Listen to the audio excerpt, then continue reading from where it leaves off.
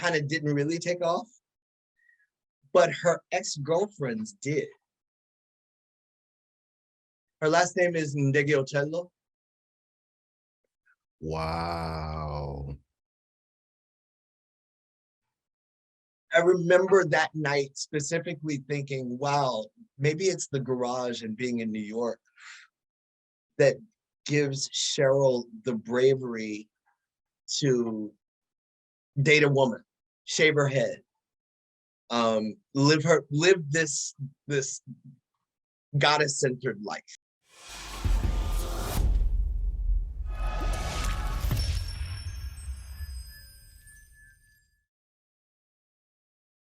Today is Monday, April 24th, 2023. Who are we speaking with? This is Kip Britton.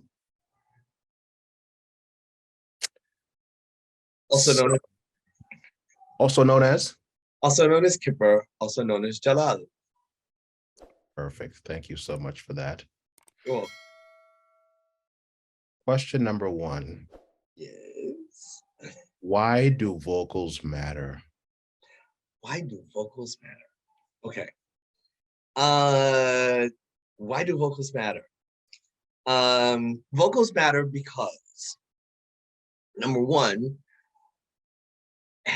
it is one thing to speak, it is another thing to sing.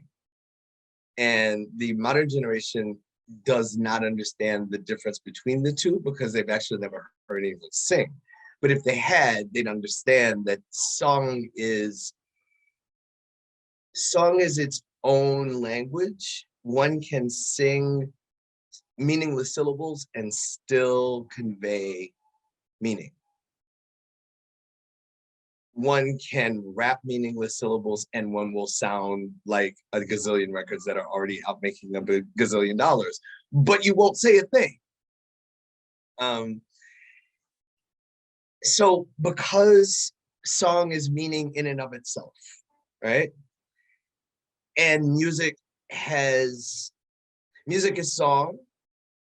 Music can be spoken, but music is song. Spoken word can be music, but song cannot not be music. Song can't be spoken. Song lives in tone, right? So that's thing one. Thing two, you've ever been on a dance floor where vocals are not just played, but known? The thing that vocals do that drum tracks don't do is vocals give people an opportunity to participate. They give people a platform with which to connect themselves in real time with the music that they're hearing in real time in an active way. It's not like I've clicked something and watched a video. No, I am the song I'm singing. I feel the thing I am expressing. There's a mind, body, spirit connection that happens when we sing. When we sing back to something, when we sing to something, when we sing along with other people. And that whole thing that happens when a dance floor truly turns, when a party truly turns, when dancers are in their place on a dance floor. Dance floors are not just things. Dance floors are energy grids. And people who are natural dancers also know their natural place in that grid. And when the right pole is in the right place on that grid, the dance floor turns. And one of the things that helps that along is the fact that people are able to lose themselves in the vocals, not just the drums, not just the music, but in the vocals. They're able to release from wherever they were outside the club into what they collectively create by dancing and singing together. Old Black people call that church. The third reason that vocals matter is that unlike spoken word and different from dancing, vocals require talent. Vocals require the ability to sing. And you can pretend to sing, you can carry a tune, you can even carry a tune well and not be able to sing. Rochelle Fleming does not have perfect pitch. Rochelle Fleming's recordings are historically and famously flat. But the bitch can sing. The ability to sing is what transmits spirit. Rochelle Fleming is the most sampled vocal in the world in music history, because even flat, you feel every oh baby. You feel every, well, she says baby a lot, actually. But yes, it's that. So on the flip side, Whitney Houston had perfect pitch. Absolutely genetically perfect pitch. Whitney could also sing until she couldn't. And at the point at which Whitney could no longer sing, perfect pitch was no longer enough. And she didn't sound like Whitney anymore because her soul was no longer in her voice. Her soul was in the pipe.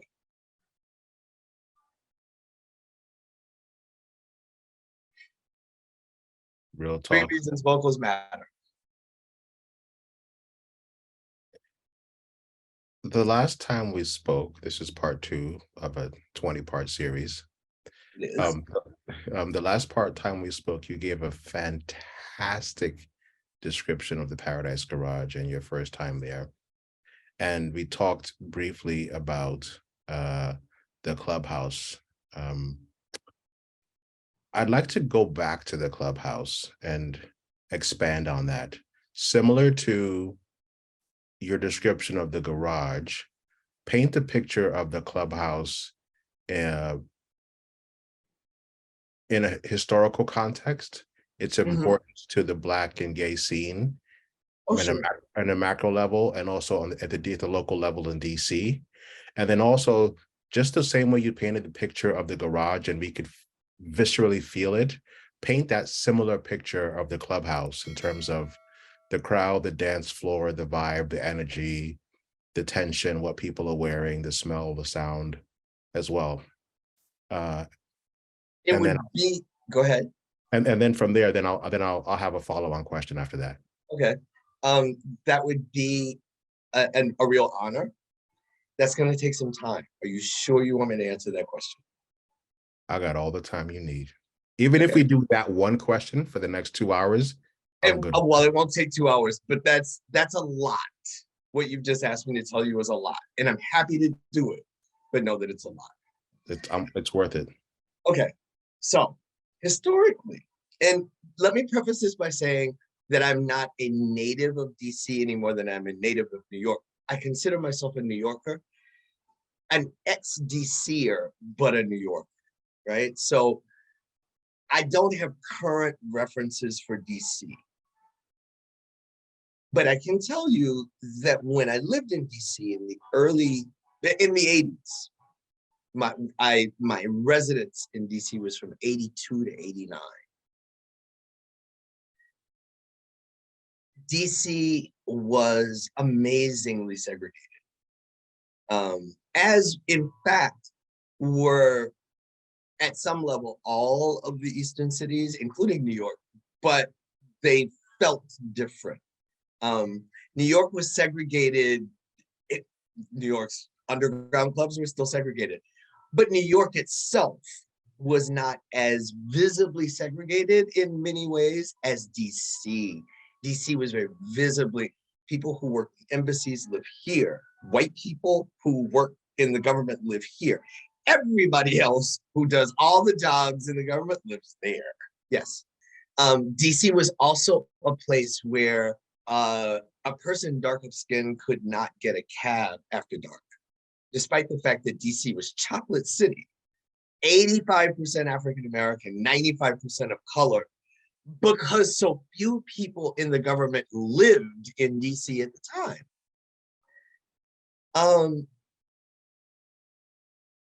DC's gay life was consequently as segregated as DC was.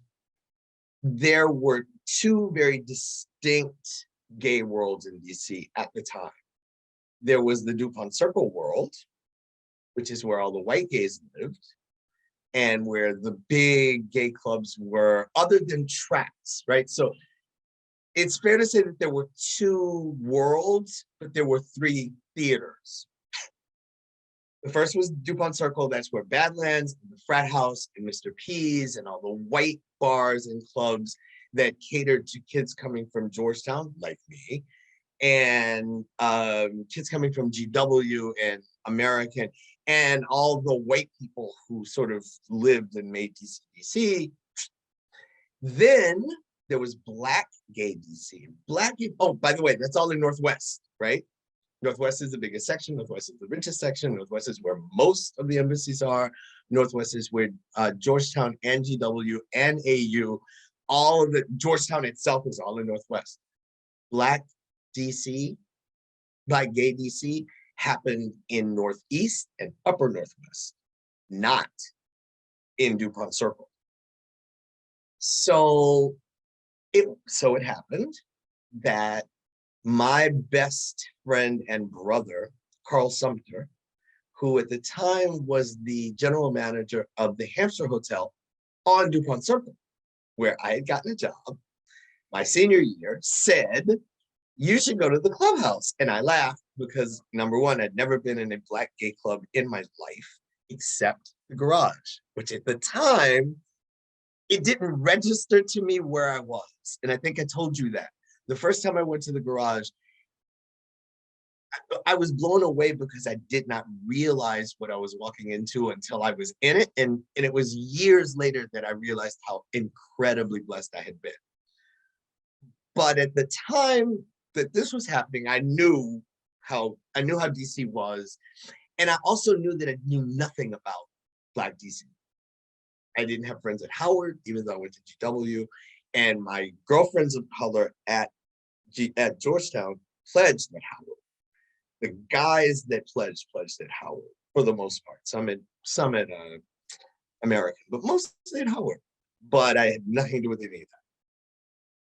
So I laughed, and he said, "Really, you should." And so I said, "Okay, I'll go if I can go with you." And so I did. That is how I got to go to the clubhouse, and that is how I discovered a whole section of DC that I did not know, because from the clubhouse, that same group of people took me to the Brass Rail, took me to the Delta, which were clubs in DC that if you were not Black or hung out around Black people, you didn't even know existed. They were in Black DC, which granted is the majority of the city, but completely, at the time at least, completely invisible from Northwest. Utterly invisible, no clue. Even though the Brass Rail itself is right behind the Capitol. It is in Capitol Hill, but it's just over there, right? They're over here, and it's just a couple blocks over there, but they didn't go over there. Now, I bet you the Brass Rail probably doesn't exist now, because probably that entire neighborhood has been gentrified like to the nth. And it's already very close to Capitol Hill. There was already, even at the time, things were changing. Yeah, they were actually. Gentrification was just starting to happen in DC around it. Nonetheless, the Brass Rail, the Delta. The Delta was in Northeast. The Delta, even if you were Black and gay, you might not have known about the Delta, but if you were old school Black and gay in DC, not only did you know about the Delta was where you went when the clubhouse was closed. Because the Delta was truly underground. it was, it, I mean, the clubhouse was kind of tacky. The Delta was like deep tacky. It was just two rooms that had been like a store, right? Or something like, in fact, it was in an old strip mall. It was at the end of an old strip mall. Now that I think about it, I remember going there and going with someone who drove. So we parked with those older guys. They had cars, so we parked. And I remember thinking, like, is it really safe to be parking here? So the white gay clubs and the black gay clubs were very, very different. The white gay clubs, first off, they played very different music. They had very different feels. The white gay clubs were all video oriented. They had these giant video screens.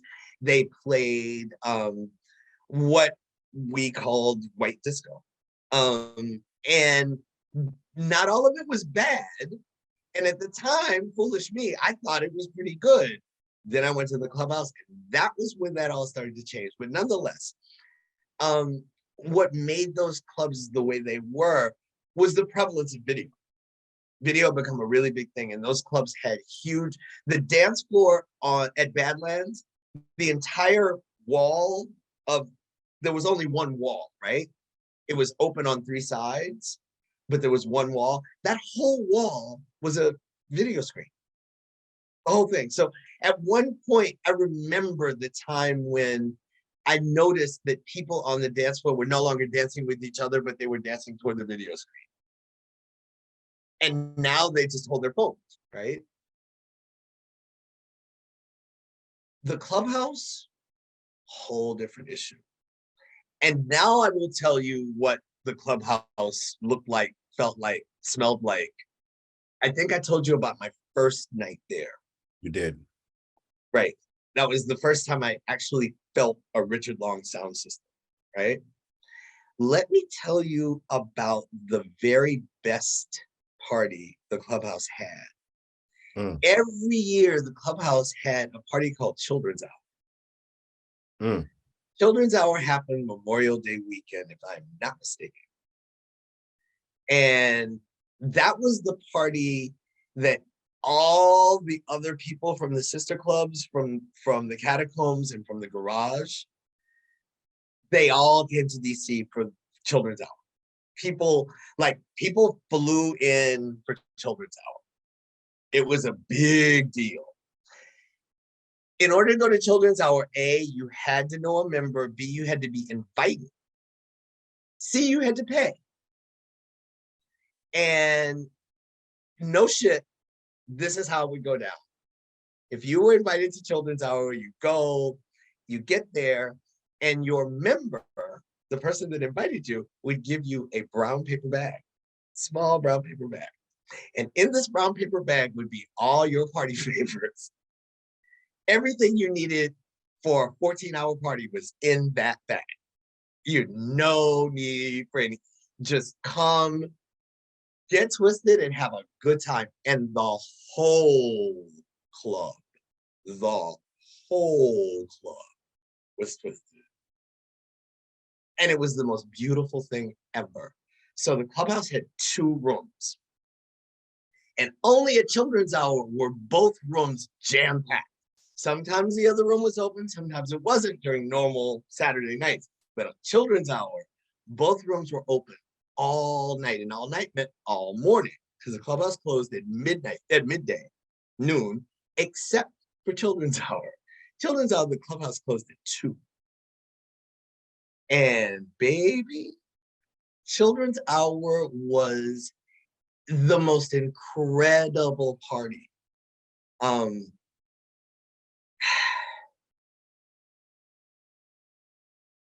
What I remember about Children's Hour, and I went to a few of them, number one, I remember being really amazed that I could stay up that long.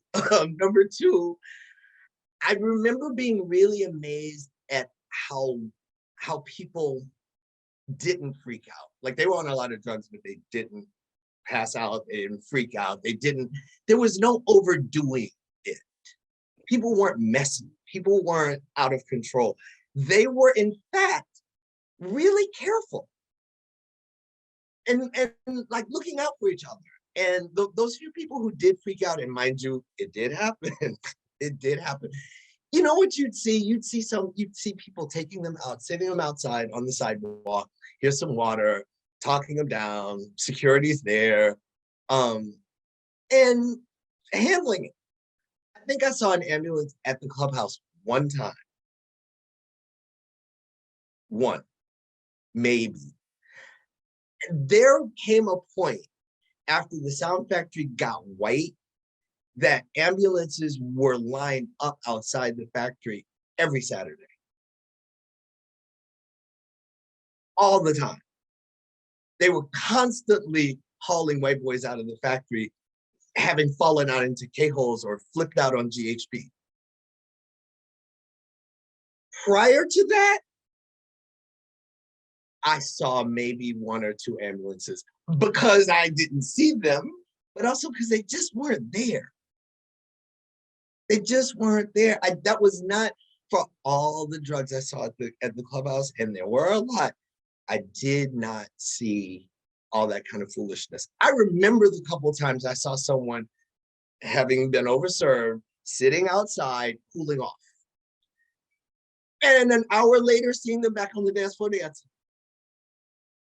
That is what I remember. Children's Hour, maybe you'd see that one because it got very hot, like 100 degrees hot. It was, the walls would sweat.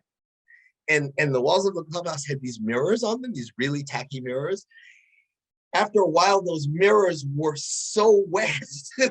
Like if you, for whatever reason, ran up against the wall or brushed up against the wall, you would simply slide off of it. Because if you weren't wet, and you probably were, the walls were wet, the floor was wet. I remember coming out of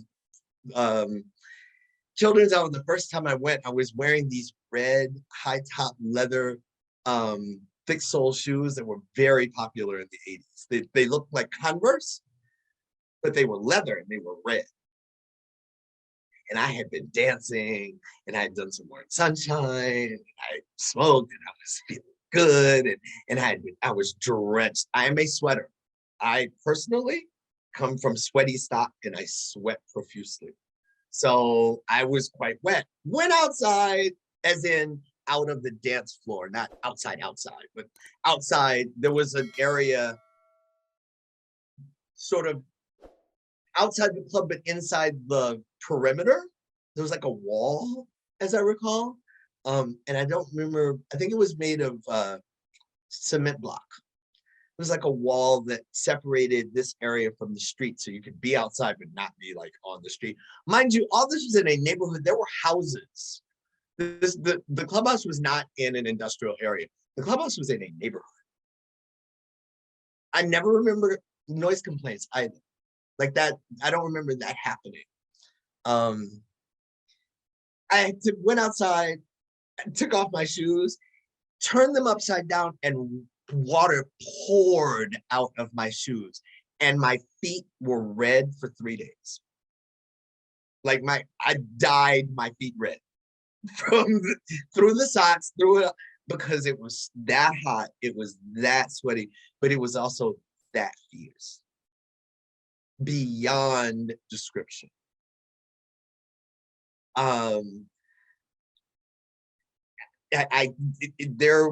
There are no words. They're just feelings. I remember Love Will Save the Day was the last record at a children's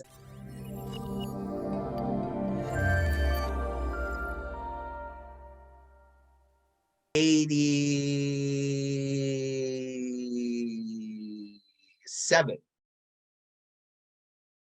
Love Will Save the Day. And I swore I touched the face of God.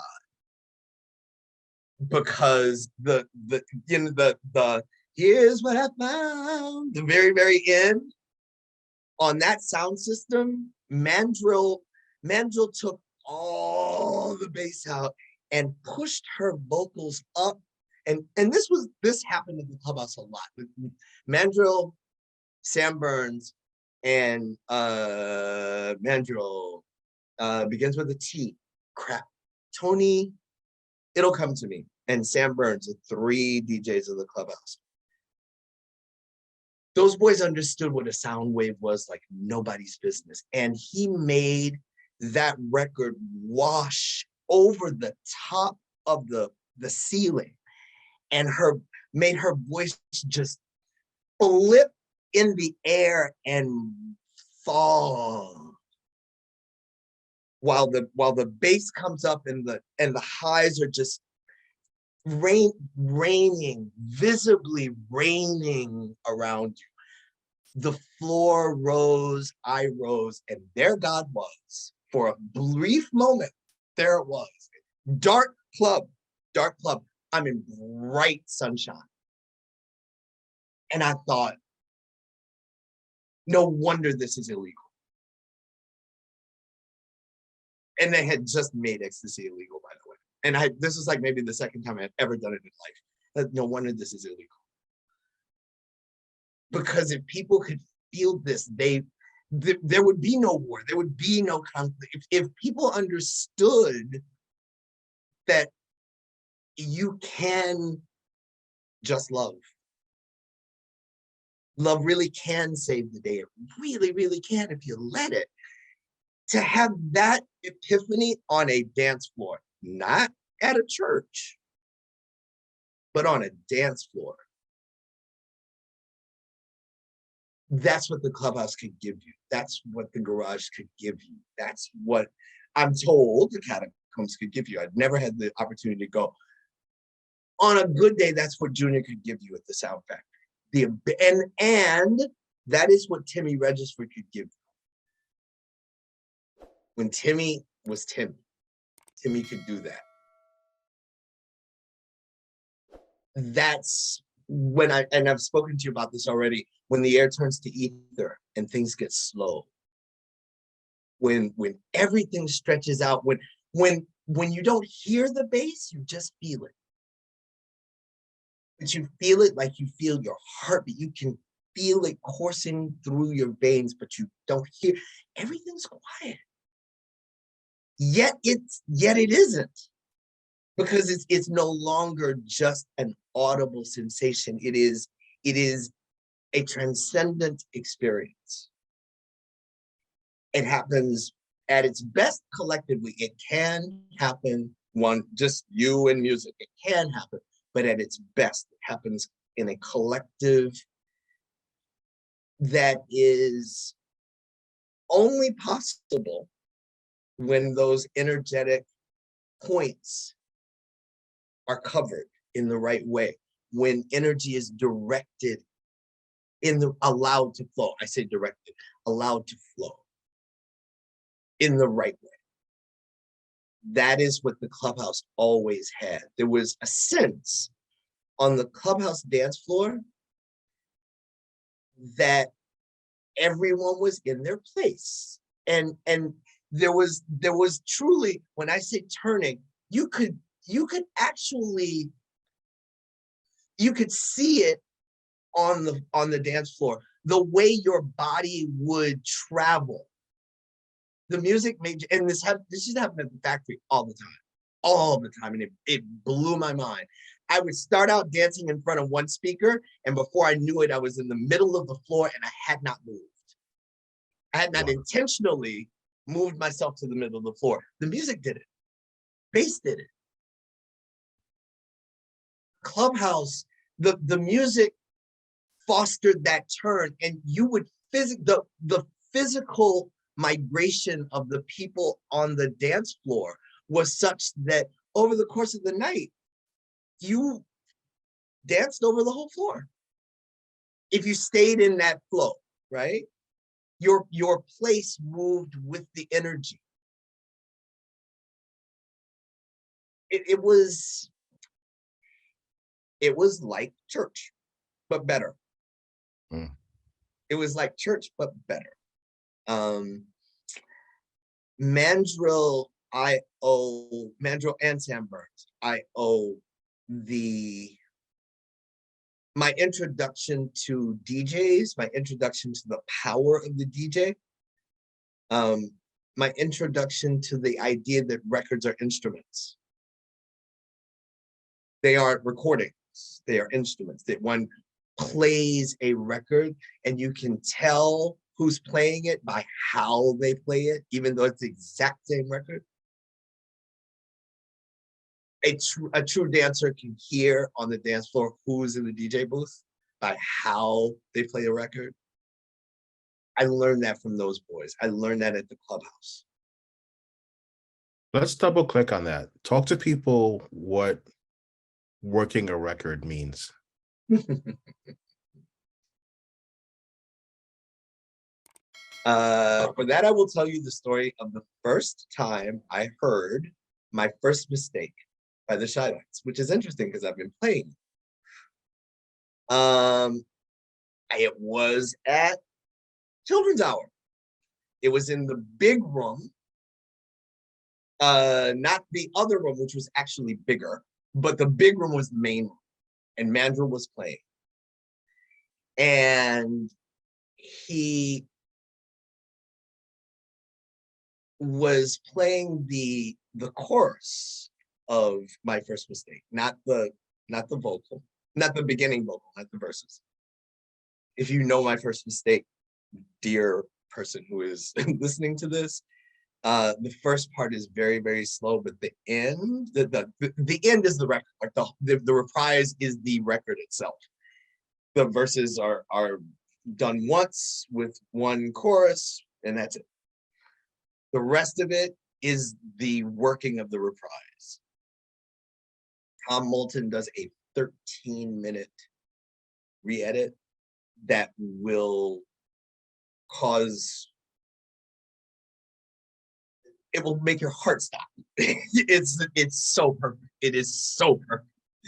At any rate, Mandrill's playing this record, I'm dancing, and I'm really, really, really, really, really caught up because he is working the record. What does that mean? It means that he is playing the record as if he himself were singing the song to the people who are dancing to the record. Mandrill became the Shy Lights, and we were the lover that took all his love. Loving us was his mistake. Loving music, loving clubhouse, not being able to not live without this was his mistake. And our mistake was allowing that to happen. And now here we are living this mistake. Boom, boom, boom. So how do you work a record? Well, every record has 3 parts, highs, mids, and lows. To be able to split those apart, first off, you need the right equipment. They had a Richard Long sound system. Richard Long designed his systems to be able to take sound apart on the fly, to be able to play the sound, right? So they had the right equipment, but they also had the understanding that to serve a record, to work a record, is to take those parts and play them, move them, adjust them, drop them, emphasize them, push them. And what I learned from them, and they were much better at this than Larry.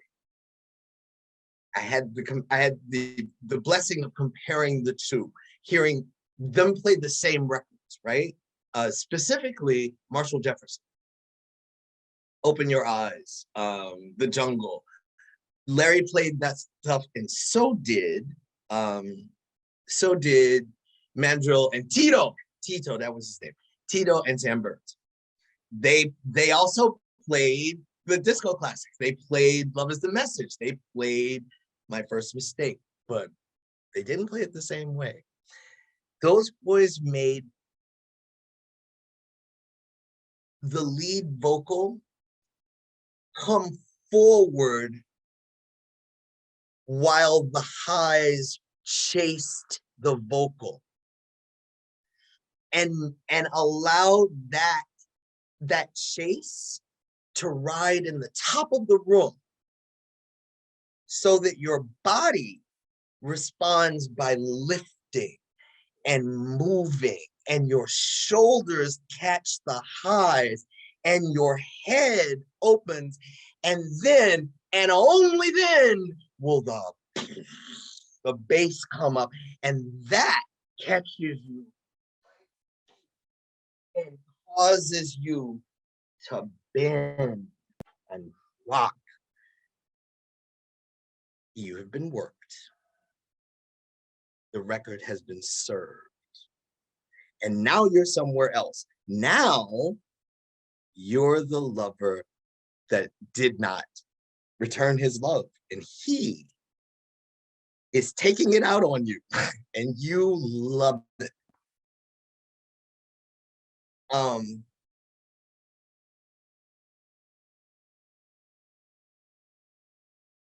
That all happens. And before I know it, there's a plane coming in from the corner of the room, and it's circling the dance floor up in the top again, and it's coming down, and I don't know. Remember, I'm a novice. I don't know what's happening. How is a plane landing on the dance floor? And you know what the plane was? I don't need no cure. I don't need no cure. Oh, I don't need no cure. Sweet loving, baby. Sweet, sweet love. Sweet, sweet loving, baby. Is coming in under. I don't need no cure. He flanged Love Hangover on top of the Shy Lights My First Mistake. 2 copies of Love Hangover on a 3rd turntable where My First Mistake was going. I fucking lost my mind. I didn't know what flanging was. I just knew that my dance world was doing this, and all I could do was roll and oh my God.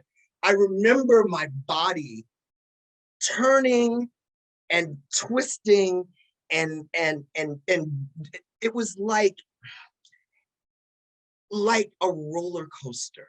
It was like being on a roller coaster, but my body was the train. Somebody else was driving it, and I did not. It was out of my control, but I felt every other body on the floor doing exactly the same thing, and it was beyond beautiful. Literally, people twisting in and out and around each other, flying through the air over each other, never once hitting a soul. While Diana Ross is just, and all this is happening ever so slowly.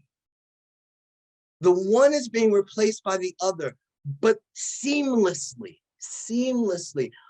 The plane is landing, and when the plane landed, we were in Love Hangover, full on, full on. But the connection was so seamless that I'm telling you, this happened in 1987. We are in 2023. I can still feel it. I still have goosebumps. If I had hair, it would stand on end. At the time I had hair, trust me, it was standing on end. I then went into, I had to go see, right? I had to go see. Mandrill was so kind because I know now, I know how annoying I was because I've had some club life, but then I was just a novice. I was just a kid, and I was mesmerized. And when this, after I came out of dancing through it, I went and I just watched him. And you know what he did? He said, stand right there. And that's it. That's all he did. Just stand right here. And he went on working. And he let me watch. I lived not far from 12-inch, which was the record store where he worked. So after, in the same way that people would go to Vinyl Mania after the garage, people could go to 12-inch after Clubhouse. Well, I started making that trek. And because I lived nearby, I would sometimes go during the week, and Mandrill was there. And so this relationship developed whereby he would let me watch. And then I would go to the store and ask about what I'd seen. What was that record? How did you play that? What is this? What is that? And that's how I started buying records. That's how I started understanding. And that is also when I stopped going to white gay clubs. Like, for real stopped. like, not even in New York. Like, there was a time that I would go to the clubhouse, but then go to New York, and like, okay, I'll go to the garage if people are going, but otherwise I'm gonna do all the other, like, all the cool stuff. That ended. When so the garage closed, I moved to Europe. When I came back, I specifically flew back on Saturdays so that I could drop my shit, go to the factory, dance all night, and I literally would go, I would fly in to New York, drop my shit, go to the factory, dance all night, Sunday, go back to a locker in Grand Central, because you could do that then, get my shit, go to the airport, and fly to Louisiana. But first, I was going to the factory. Before anything else, I was going to the factory. No, I was not going to church on Sunday with my parents. I was going to the factory Saturday night in New York. And you'll come pick me up when I get there. However I get there. But first, I'm stopping at the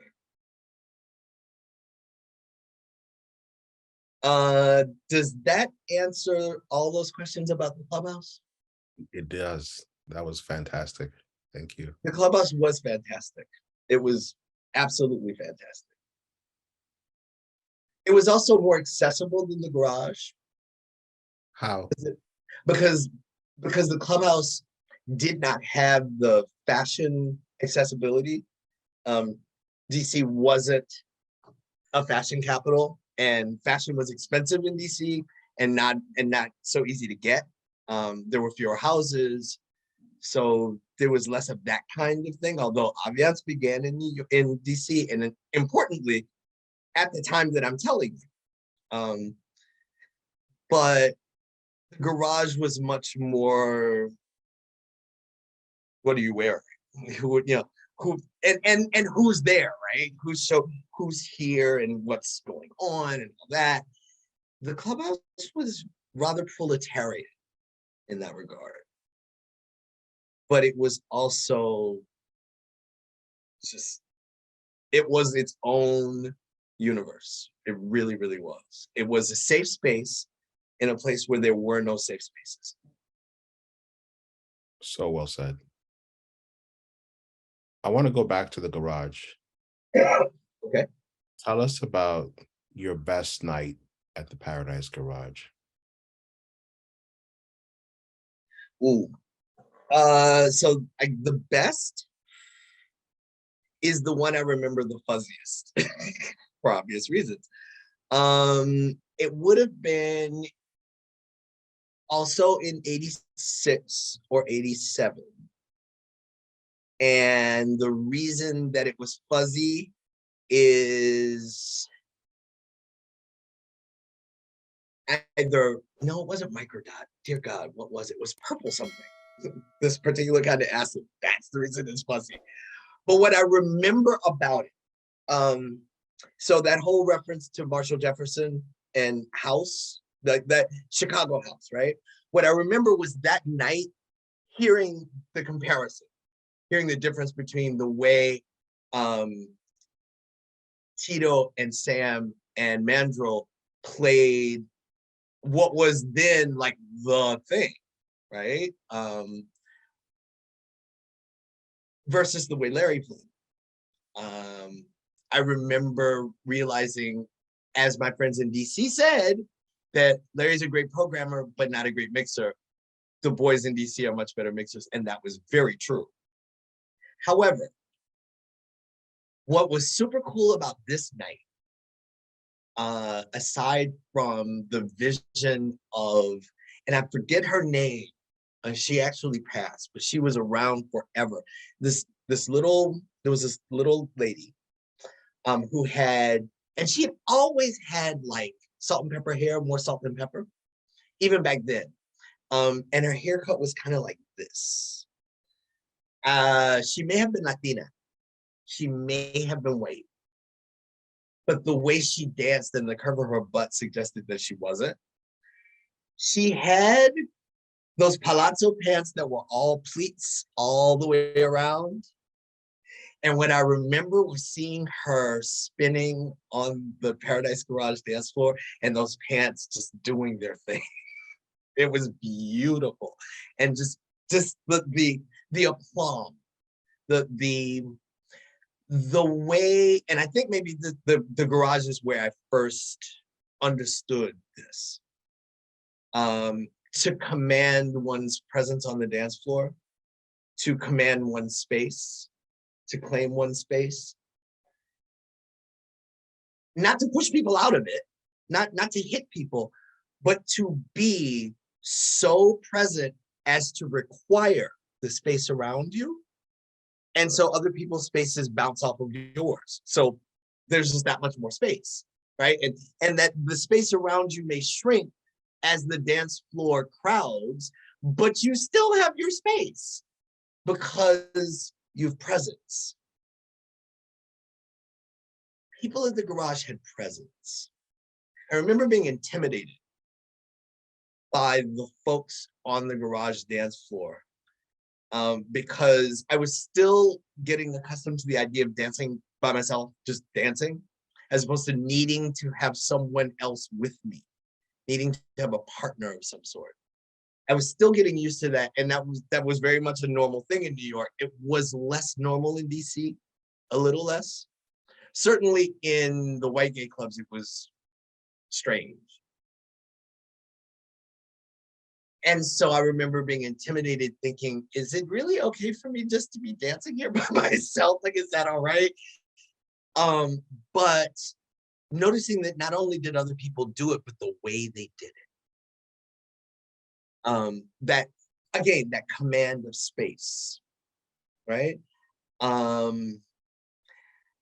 remember from that night, the feel of the sound. I remember the wall shaking, yes, but more than that, I remember the way the air breathed with the bass, the way everything kind of went, everything. So I remember Open Your Eyes. I remember The Jungle. I remember the house music national anthem. Give me that house music all night long. That was, it was that period. So I'm thinking it really was 87, which would have been the year the garage closed, but it wasn't the closing party. This would have been earlier in the year.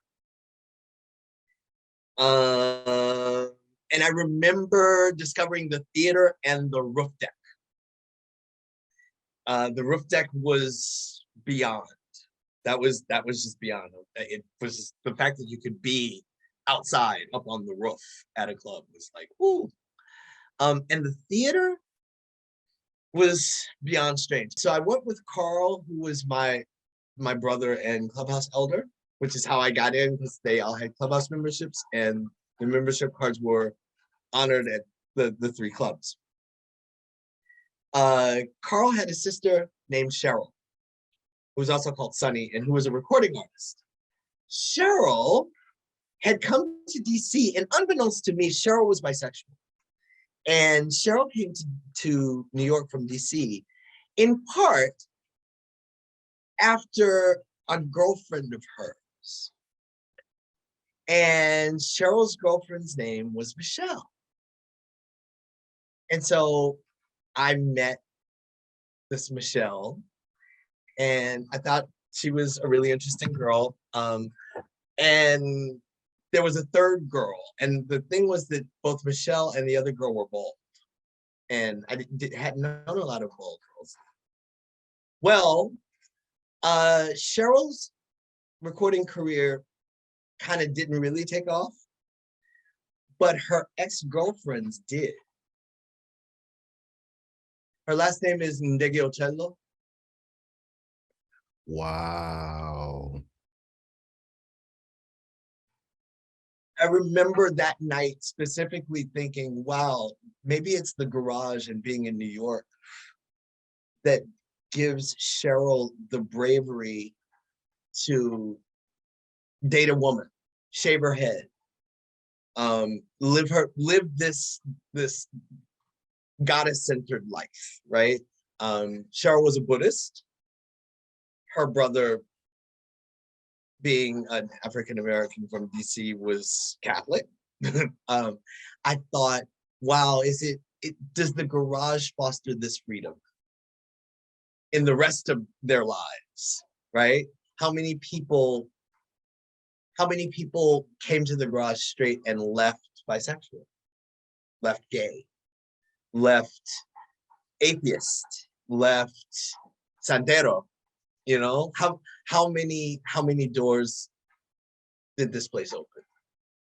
And is this how she met Michelle? Is this how? And there was a third girl. There were three. It was a triangle, right? Is this how they met? How do they? I think they actually met in DC. But how? You know, is this free, safe space the place that lets this happen? I had that thought at the garage that night. Now, next question. This actually goes perfectly right into the next question. Let's talk about elders, club royalty, and the importance of community. Paradise Lost. Okay. Elders, club royalty, and the importance of community. Okay. Let me start with elders. Number one, I am alive today because of my club elders. I would have made all kinds of foolish mistakes that a lot of other people made and that cost them their lives. Period. End of story. If I'm healthy today, it is because quite literally they died for me. Because unbeknownst to me, those boys were positive. But they were busy telling me, hey, don't go over there. Don't take anything that anybody else gives you. You only do what we give you. And everybody was coming, hey, you all right? Doing all right? You enjoying? Yeah, having a good time? Yeah, drink some water. Having a good time? Where's your bag? Did you put your bag up? Good. Okay. Well, what are you smoking? Who gave you that? Carl? Okay. So who was that other? Point him out. That literally who gave you that? Point him out. Oh, okay. All right. I know him. There was one time that I remember this specifically. I went up, there was a balcony where you could go like find things. I went up there on my own and I'm like, oh, I got this. I came down. Where did this come from? Oh, I went up and got it. No, you didn't. Give it to me. Oh, you're not smoking this. I paid for it. Oh, well, but you're not smoking it. And you know what? It had PCP in it. Wow. That's right. And I did not smoke it because my elders were looking out for me. I was looking for a paper. Like, oh, I'll just roll it on. Nope. They called it Love Boat in DC. Lovely. Awesome. So elders saved my life. Elders were the reason that the garage and the clubhouse and the catacombs existed, because those clubs were private. Their memberships were tightly held so that they were able to maintain the alternate universes that those clubs represented for their members. That safe, that ultimate safe space. Like, you could do acid, you could walk around and smoke a joint at a time when those things could get you jailed for a very, very long time if a cop found you doing it. But much like in New York, you're in the club, zona franca, all things go, you police yourself. The crowd police each other. As long as nothing is out of hand, you're good. And that's really how it was. That's really, really how it was. Because the elders kept things tight. $20 could not get you into the garage. $20 could not get you into the clubhouse. Only a member could get you in. Or if the doorman thought you really, really was gonna give you a break, and then you had got all the questions. And I remember, footnote, that also happened at the clubhouse the first time I went. I went with a member and I got the questions. You do know that this is a gay club. You realize that there will be people doing drugs in this club. You realize that this is, like, are you okay with all that? Fine, you may enter. Who's your member? Carl? Okay, then you may enter. First time I went to the garage, do you realize this is a gay club? Are you okay with that? Are you gay? Yes. Are you okay with, like, whatever's going on upstairs? You're okay with? Yeah. For real? Okay. Okay, you can go in. But I hear that if your answer to the question, are you gay, on Saturday night was no, you didn't get in. I don't know, I always got in. Why did I always get in? I always got in initially because I went with elders. After, because somehow, some way, I got on a track that a lot of people get on, but not a lot of people, that made me, at the risk of immodesty, and this is not something that I say, but it's something that is said of me and people like me, that made me club royalty. And how that happened is, again, a function of eldership, right? Because I was brought in not through the front door, but through the member door, I got to meet Sam and Tito and Mandarin.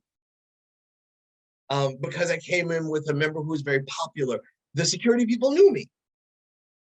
So after a while, I could go to the clubhouse by myself, even though I didn't have a membership, because the security people knew me and they knew that I was Carl's brother, and they let me in.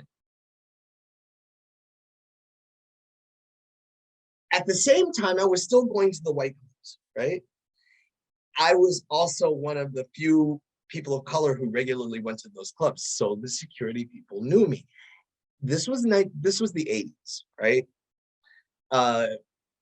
Washington, D.C. was a very, very, very snowy town, and New York was even more so. Doormen famously did cocaine, very famously. And so did the people who regularly went to these clubs, and those people I knew. As a result, I was often in the closed booth behind the curtain when the doorman or the bartender or the waitress popped in to do a line with the people who were already there, whom I knew. As a result, I knew those people. So when I showed up, I didn't pay. I didn't wait, because I knew who was at the door, right? From that, I then go to Europe, where I worked for 3 years as a professional club cat.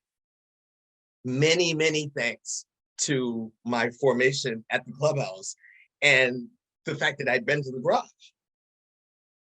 I then come back. I've been teaching. I am a natural writer, and I meet Lori Cabal. I also have a record, so I have earmuff, right? Lori plus Irma plus Adam Goldstone, God rest his beautiful soul, equaled me getting a gig at Time Out New York, reviewing clubs. So I'm now back in New York, and no one really, like, I'm the only people that know me. I don't realize this at the time that a lot of people know me, but the only people that I'm connecting with are the people in my immediate circle, right? As that circle grows, I start to realize that it all goes back to the garage. Like, even the jobs that I got in New York, I got from people who had either gone to Studio 54 or gone to the garage. It was the weirdest thing, but I jumped ahead. So I come back from Europe, and I get the job, which means I'm now going to clubs as a press person. So I don't pay. I get in the member door. I'm always in the VIP. I don't buy drinks because I'm a press person. So you're always getting a ticket. At the same time, Aviance is becoming Aviance, and people like John Davis are doing Body and Soul. I cover Body and Soul. I'm really, really, really, really, really good friends with Danny Krivit at the time. So I'm at all Danny Krivit's parties. I met Frankie Knuckles in Italy. Frankie, the day that I met Frankie told me, no matter where I am in the world, if you want to be on my guest list, all you have to do is ask. So for the rest of his life, anytime Frankie played anywhere and I wanted to go, all I had to do was call somebody. Rob. At one point it was Rob, but usually it was whoever was answering the phone for Frankie, whoever was like handling things for Frankie. It wouldn't be Frankie himself. It would be somebody else. At no point was that ever a problem. It didn't matter who answered the phone. Sometimes it was Quinn, sometimes it was Rob, sometimes it was some girl. I didn't even know, at the time I didn't know who those people were. But again, I was always listed. I was always a known commodity. I then knew Rob from Sound Factory Bar. Wherever Rob went, I got in. Rob was Danny Tenalia's security person. So then when I went to Miami, of course, the same security people at the door. All of a sudden, I'm club royalty. And I don't really know how it's happened, and I don't really know that that's what I am, but I know that that's what I'm used to. I know that's how I club. And it isn't until paper that I really, really realized, wow, this is what happens when you live a club life like I did. This is who you end up being. So I'm wherever Mother Juan is, I'll end up there. Where Rob Fernandez, where the DJs are, I'll end up there because that's my bunch. And those are the people they call club royalty. Club royalty in its sincerest form happens that way, right? There was another kind of club royalty. Michael Alec, that whole thing, that was an attempt by people who had no real credentials or qualities or character, who brought nothing to the party but their degenerate selves and strange costumes and a willingness to pee in public, right? But their audacity got them famous. People confused that with club royalty. That wasn't club royalty at all. That was club trash. And as it turned out, very dangerous club trash. Murderous club trash, as it turned out. I also knew Angel. He hung out at Boy Bar with his wings. He was a fixture on Thursday until he wasn't. And that was an ugly, ugly thing. But that wasn't club royalty. People thought, oh yeah, no, those were ridiculous kids. Actual club royalty, if Angel had lived, he would have become club royalty. If he had lived, if they had not killed him. Michael Alec never would have. The importance of community. Add all that together. Again, not only would I not be who I am, I wouldn't be alive if it weren't for the community that fostered my development, my upbringing, my club upbringing, and did it the right way. I didn't become Michael Alec, even when I came to New York, let loose on my own. I didn't do that because I'd had some training. And because, thanks to the garage, the people that I knew at the factory were the gay children of the elders that had taken me to the clubhouse and the garage the first time, in the first place. Mother Juan was at the factory. I met Mother Juan at the clubhouse. I knew about the Ganzas through her. I then met a Ganza who was probably at the time the only Ganza that wasn't an active addict. And so I got really good advice. I did not hang out with Dr. Lenny. I did not get swept up in like the K-boys that lived in the East Village. I didn't. There were a number of things that I would have done, but I didn't do them because there was community. You know who was a member of my community? And this is a really odd one. Danny Extravaganza. I used to go to the factory with the express purpose of smoking a joint with Danny Extravaganza. I loved Danny. I don't know why, but I did. And for whatever reason, Danny tolerated me. Maybe because of Carl. Maybe because Danny tolerated me, but he did. I mean, and by tolerated me, I mean, he gave me audience. I would get 15 minutes with Danny. We would sit in the drug room, the part just outside the dance floor where people sat to like the drugs. We would sit there and we'd talk. That's what we do. And every Saturday that I went to the clubhouse, he was there. At some point, I would have my little Danny audience, right? Danny would look around the drug room and be like, "No, see her? No, you're not going over there. No. Oh, you want, Mira, come here. Find him. He'll bring it to you. Don't worry about it." Did I know at the time? No. But afterward, I realized I'm still alive.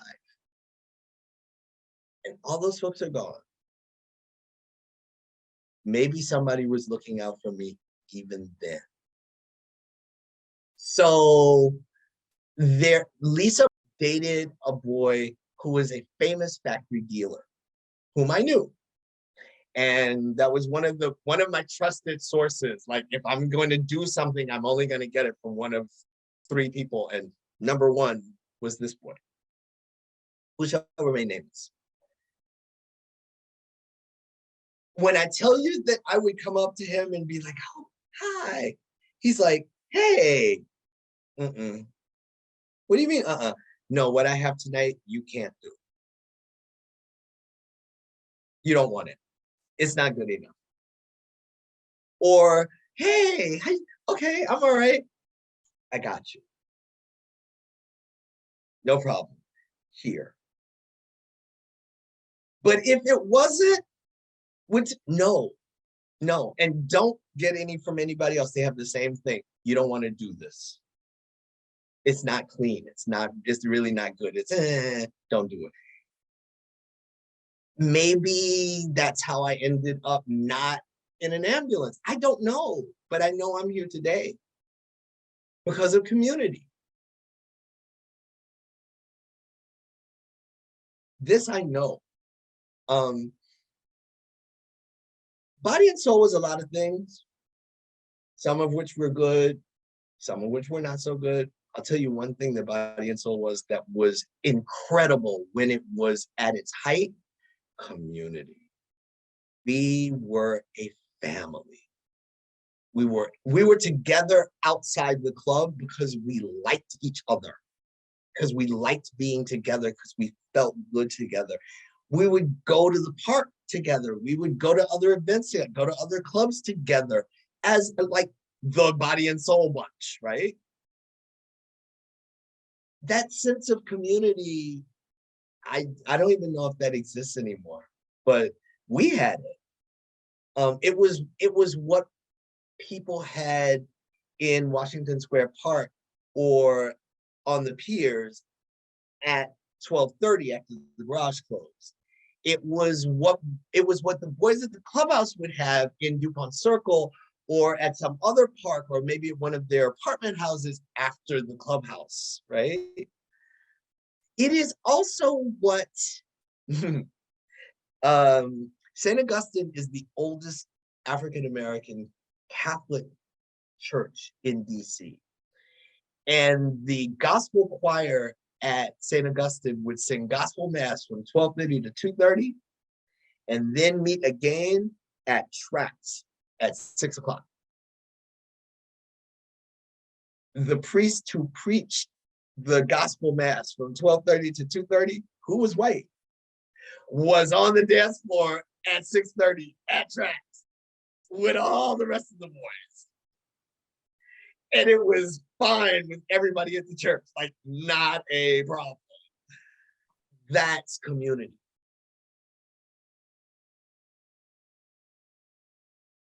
That's community. And if Body and Soul was what it was, and it was, if it was the great grandchild of the garage, and the reason wasn't just the music, it wasn't just the DJs, although those were essential. It was the extension of community, that through line of eldership, that through line of royalty, even, because Body and Soul inherited club royalty. They didn't create their own. Did you know that Shelter is actually was in a place where runaway slaves had been warehoused once found? What? Yeah. It was a holding pen for runaway slaves. Where? Which venue? Where Shelter was, where Body and Soul was, and where condos now are, was initially a place where runaway slaves were brought to be kept after being caught.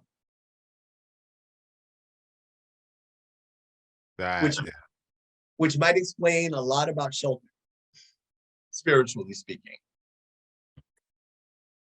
Wow.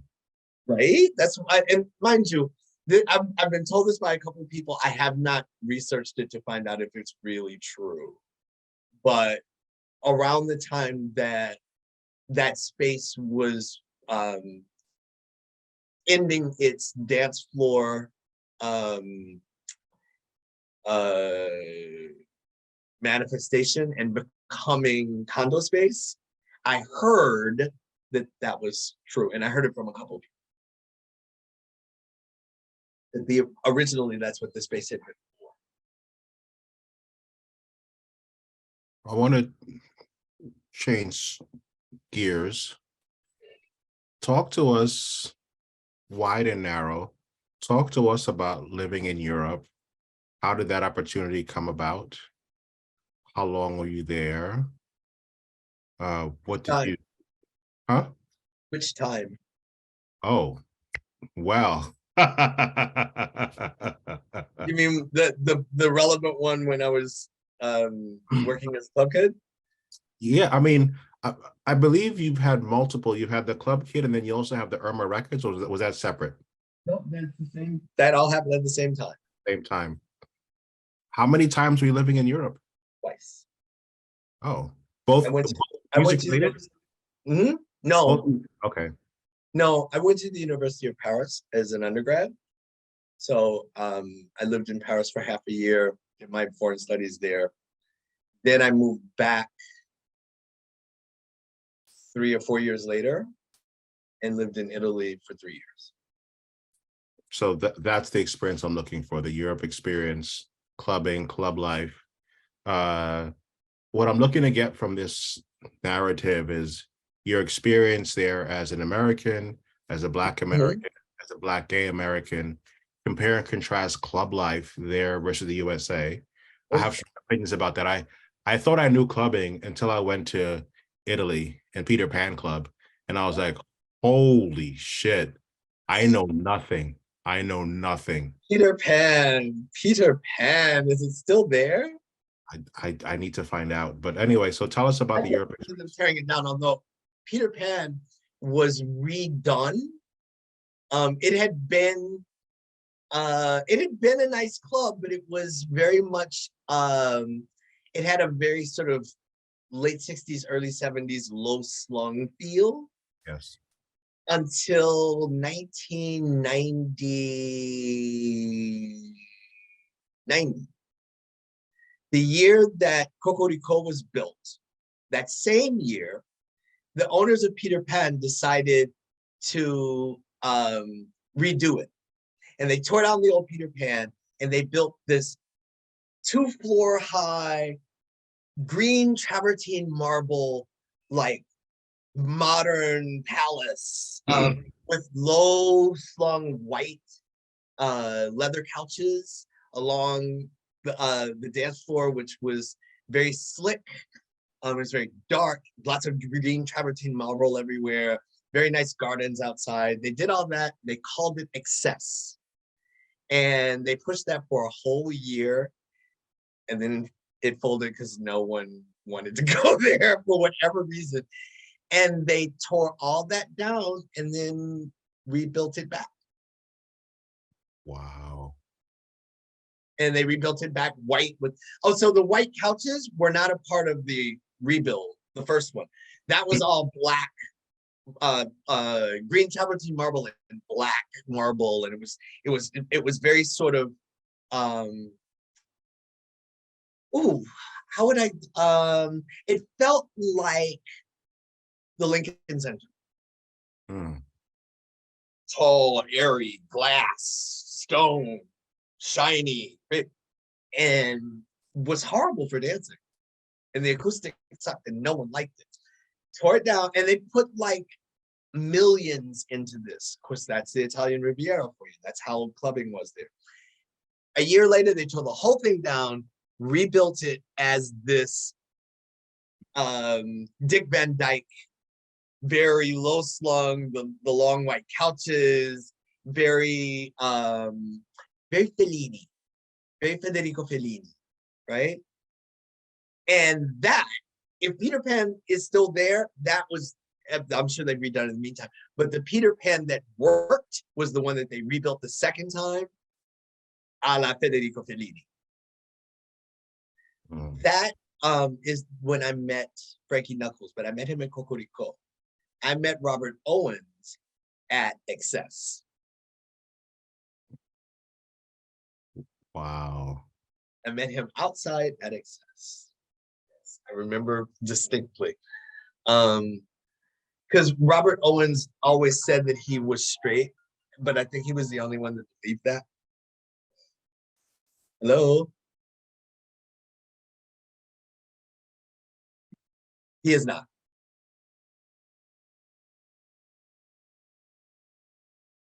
Give him a call. Okay. What? Okay, bye. Sorry. Italy. Tell us about your journey to Italy, what brought you there, being a club kid, working at Irma Records. So not at, as an artist for.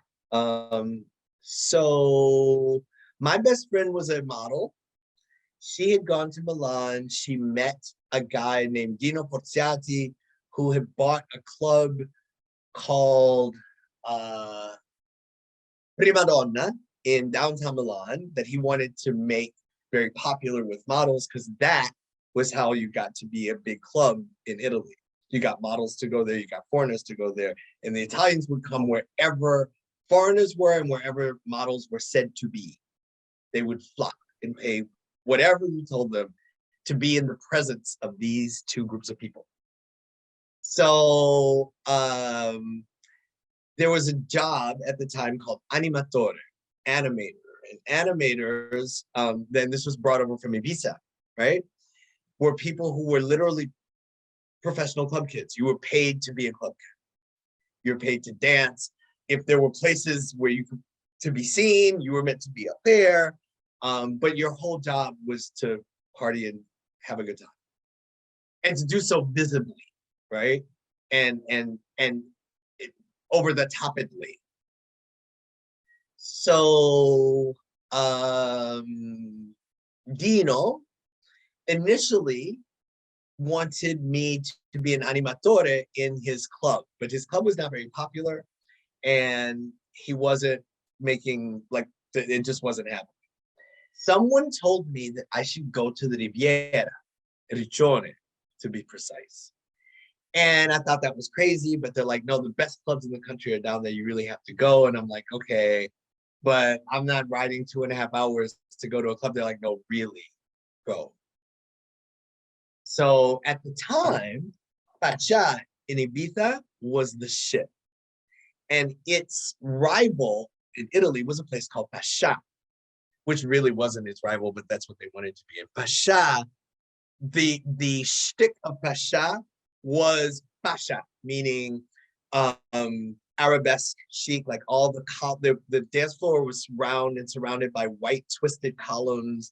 There was lots of sheer organza hanging over plate glass windows that looked out over the beach from the hilltop where the club is.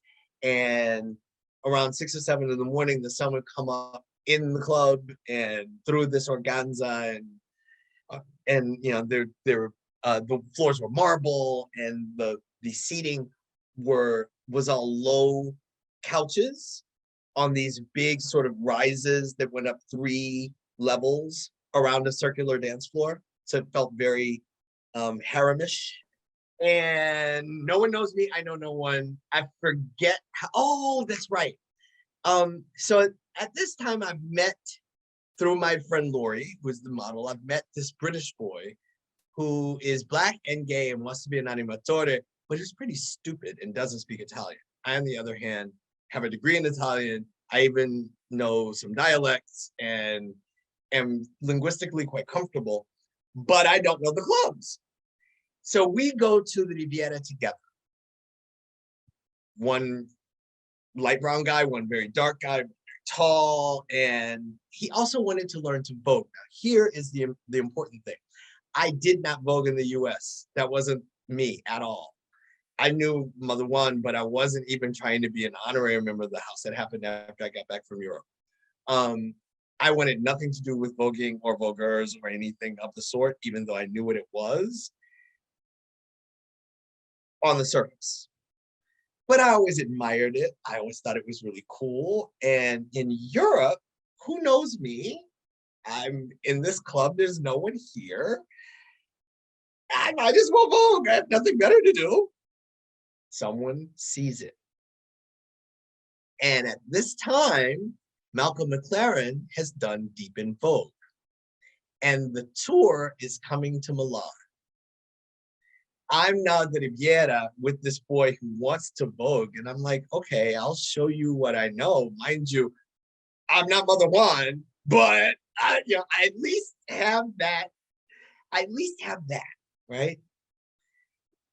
Well, the short version of that long story is that we then become the animators for Pasha that summer and are the highest paid animators in the country. From 0 job to 2.5 million lire a month, which I negotiated for us because, again, they don't speak Italian, and now they are they. It's him, my friend Marcella, who's actually half Italian and does speak Italian. What was his name? The one with the hair. So there was one boy that had really long hair, which turned out to be a weave. There was one boy that, one British boy, me, Marcella, who was an American girl, half Cape Verdean, half Florentine, brought up in Boston, could speak Italian, but would rather have not. And we end up being the animators for what becomes the top club in the country that summer. That is how I ended up being a professional club kid for 3 years, because I then did the winter in Rimini at the old club, Paradiso, which was like the Dowager Club, right? The one that started it all. And I was a Paradiso animator for all of that winter. I then went to Cocorico and then Cellophane. We opened Cellophane. We did all of Cellophane. Worked around the country for a woman named Big Laura, who was a Roman club promoter, whose shtick was the fact that she was overweight. She actually monetized her obesity, but in ways that were ultimately really unhealthy for her. Nonetheless,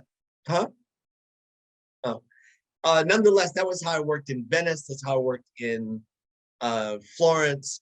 I worked in the South. My best time was a night that I did in Bari.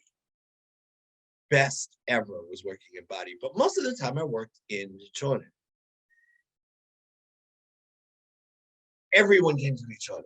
Everyone wanted to be at Riccione. Riccione was jam-packed every weekend that there were parties in the winter and all summer long. Ferragosto, you couldn't get anywhere near Riccione. And you certainly couldn't get near Pasha or Cellophane. But if you were in the inn, when those clubs closed at whatever hour of the morning, you went to Vaivictis down the coast. There was an after hours club called Vaivictis. And there, you see, want to know the difference between club life?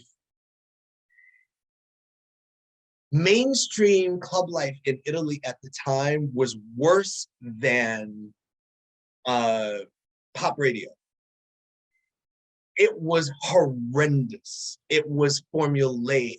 It was Europop house mix version after Europop house mix version. It was all the music that I hated in the US and all the stuff that came out of England that I thought was really boring. However, it was really popular, so much so that a bunch of Italians wanted to mimic one of those records, and they formed a group called National Rare Groove, and I sang a record for them. What was it called? What was my first record called? Talking to You. Because I did Talking to You for National Rare Groove on Irma, the guy that ran Irma at the time, whose name was Umberto Damiani, heard my voice and wanted me to do more stuff, but stuff I wanted to do. He wanted to do more underground stuff. Now, go back to Vaivictis. All the other clubs, all the big clubs, all the really famous clubs, they would book themselves as playing New York music, playing American house music. But if you really wanted groove, you had to go to Vaivictis, because the guys that made Italian house were the DJs and the people in the community of what became Italian elders, if you will, that were Vaivictis. Vaivictis had been Diabolica. Diabolica then became Vaivictis. All of this got its inheritance from something called La Baia degli Angeli, which became Baia Imperiale, but Baia Imperiale was like mainstream, like what happens to Baia Imperiale was to Baia degli Angeli what the new Sound Factory was to 27th Street. Except they didn't move. It was in the same space, but a completely different and utter, like a shell of its former self. But everyone thought it was, oh, I went to La Baia. No, you didn't. Baia degli Angeli was the garage of Italy. It was that place where you heard real music. It was that place where really cool people showed up out of the blue. It was that place open until 2, 3 in the afternoon that nobody knew about until you took them there, that kind of thing. The Baia degli Angeli gave rise to Diabolica, which became Vivictis. And at the same time in Bologna, there was a club called Ethos. Ethos Mama Club, right? One side was Ethos, one side was Mama Club. Italians. That was that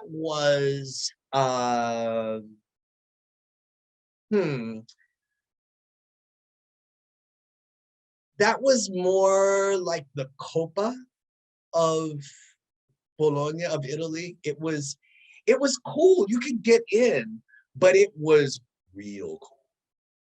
And if you knew that level of cool that was above all this cool, the level where the DJ was really like, he's playing, but he's actually up here.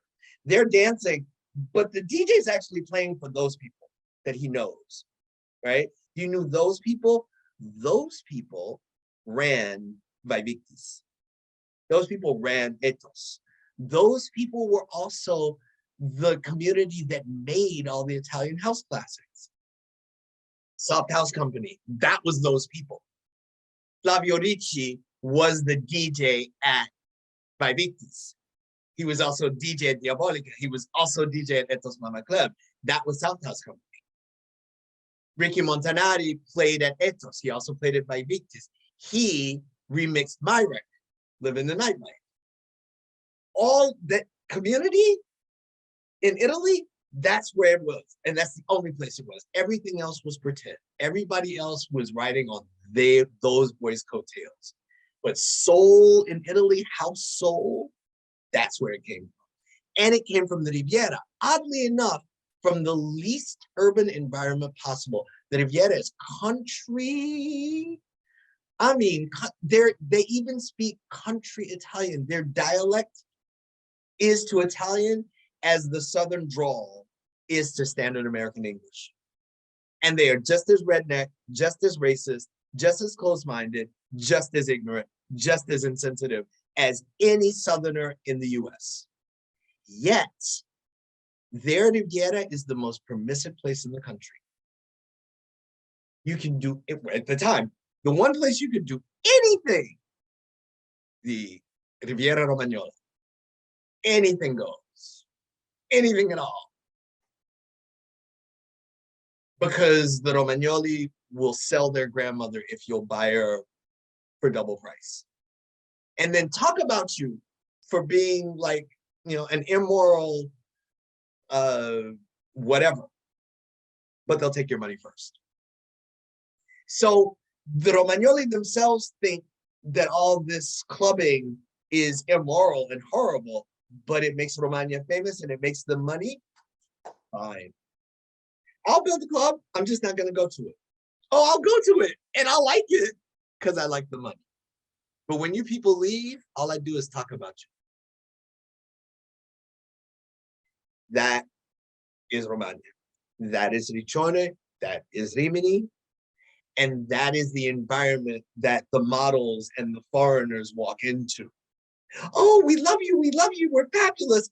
But you don't speak Italian, so you don't know how badly I'm talking about you, how much I'm objectifying you, because you don't speak Italian. And I speak your home dialect. So you can't even pretend that, no, I know exactly what you said. Even in Romagnolo, I know what you said. And now I'm going to call you out on it, which is going to embarrass you double because I'm brown and I'm American and your friends all speak Romagnolo just like you do. And I just read you. Have a nice day. Try that shit with somebody else. Because I look Arab to a lot of people, and especially in places where there are a lot of North Africans, I would go back to your savannah, go back to the desert, go back to your hut, go back to Africa, go back where you came from. And I would politely look at them. I'm sorry, are you talking to me? Oh, not only am I not Moroccan, my first name is Doctor. So if you're going to address me, it's Dottore to you, first off. And second, what? What did you say? No, that's not how you say that, by the way. That's incorrect Italian, but what was it that you said? Go where? Right. Because it would be torna alle savane, torna al deserto. Oh, scusi, dottore. Oh, non sapevamo che lei era americano. Scusi, dottore, ma lei è animatore? Oh, sì, ma lei benvenuto. Yeah, of course I am. Because you want your pensione to fill up with people who want to go to the club where I work. So now I'm not a dirty Moroccan. Now I'm the star of the show. But 5 minutes ago, when you thought I was Moroccan, you were ready to call the cops. And that should happen. That would happen a lot, especially if I were walking along the beach at night sometimes and the wrong cop crossed me. And I'd have to like remind the cop that not only do I speak Italian, I also know the law. And I didn't break one. And the American embassy will back me up. Oh, the American embassy? Yes, the American embassy, not the Moroccan embassy. Oh, sorry. Because they didn't want the American embassy giving the clubs a bad name or anyone reporting back that Americans were having trouble on the Riviera. And clearly, if I speak Italian, I can also speak to the press. One other thing. If I work for Pasha, I work for Mauro Bondi. You don't want to cross Mauro Bondi. Let me go back and tell Mauro that I had trouble in your town. Let me go do it. Because you know who ran the clubs in Romagna? La Mafia Romagnola. I have no idea how well connected they were above the level at which I was privy to their function. But it was very, very clear that if you wanted to work in the clubs in Italy, in certain areas, you needed to know certain people and they needed to like you. And if they didn't like you, you weren't going to work. I lived in Riccione, but because Mauro and I butted heads over a boy named Claudio, who's straight and who worked for Mauro, but who, for whatever reason, really liked to spend time with me. So every night after the clubs, we would go sit in his Jeep and smoke hash and watch the sun come up. And that's all we ever did. That's literally all we ever did. But Mauro was so jealous that he blocked me from working in other places because he was upset that I was friends with Claudio. He would cause a scene in the restaurant. I mean, this is an adult man who is supposedly straight. I mean, like, you've got women all over the place. Why do you even care? I mean, I'm your dancer guy. But I was different. I was that one exception. They couldn't talk past me in any language that they knew. Because I also speak French. I also speak Spanish. I also speak English. Try it. And they could, you know. And, you know, fortunately, because I come with so many cards, right? The Italians are not used to people playing with more than one card.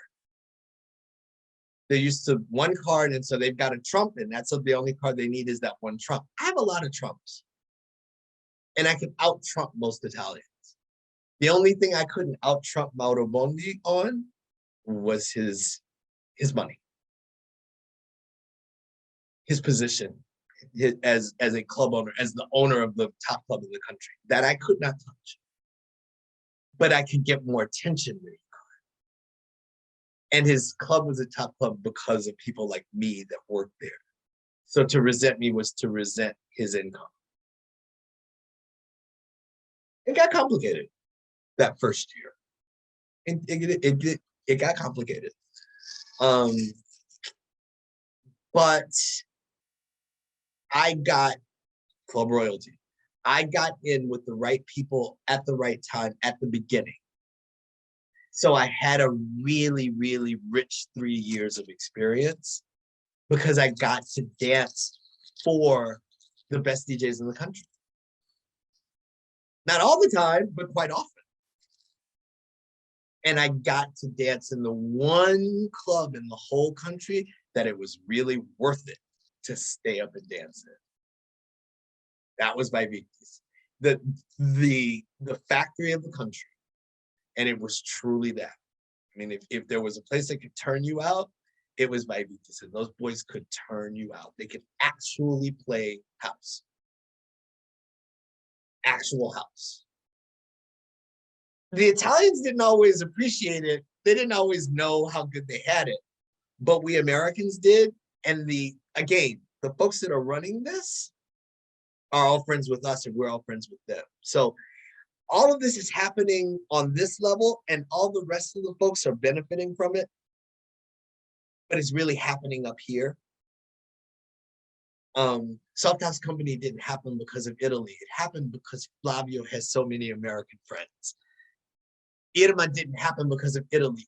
Irma happened because of their connections to New York, because of Mauro Clemente, because of Tony Humphreys, because of those. New York made those things happen. We took Euro disco, a lot of Italo house, Italo disco, stripped it down, became house, shipped it back. Taught those boys what treasures they'd been sitting on and not understanding.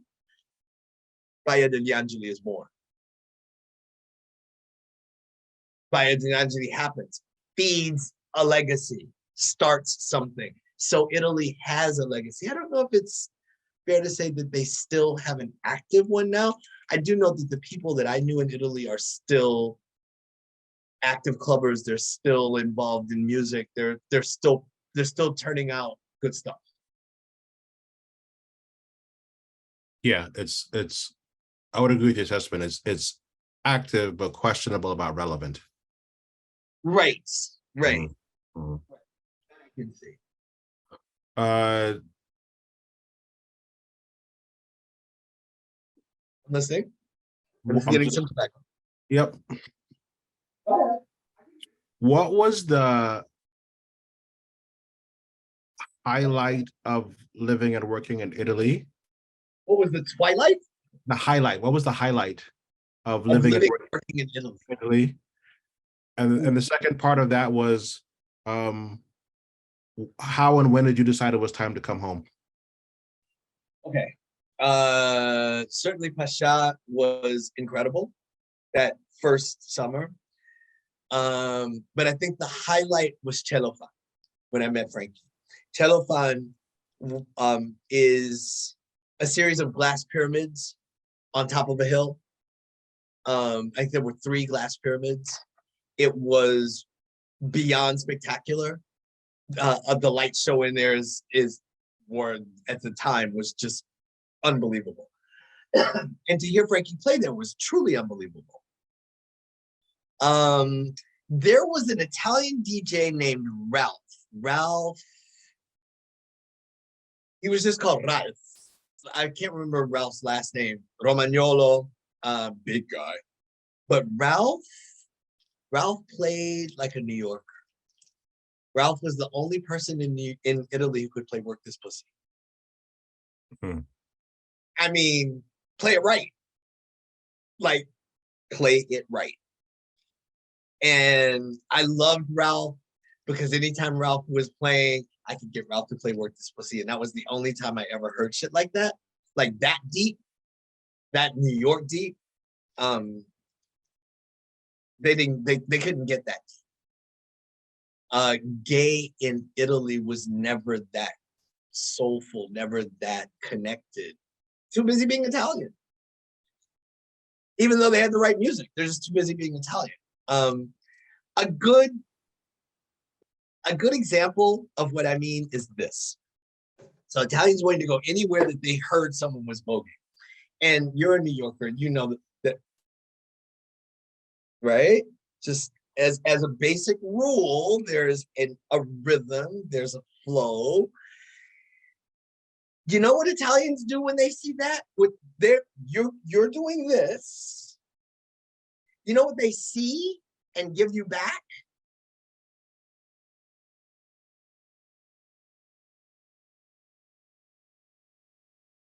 I'm not joking.